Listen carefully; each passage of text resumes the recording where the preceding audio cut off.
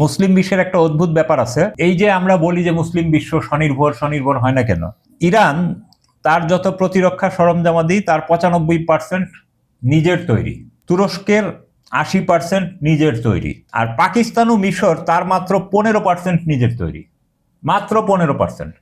আর বাকি যা তারা সব ইউএস, ইটালি, ইউরোপিয়ান শক্তির কাছ থেকে ইম্পোর্ট করে। আমার একটা কোশ্চেন আছে, আপনি যে বলেন 85% এসে তুরস্ক, আমরা জানি তুরস্ক ধনী দেশ, কিন্তু ইরানের মতো দেশ এই 40 বছর ধরে এমবার্গো, নিষেধাজ্ঞা, তারপরে ওরা নিজেদের কিভাবে করলো? এটাই তো একটা আশ্চর্যের বিষয়। এটা হলো ওই যে আমরা আগে একদিন বলেছিলাম ওই যে STEM গ্রাজুয়েট, ওই যে ইঞ্জিনিয়ারিং গ্রাজুয়েট।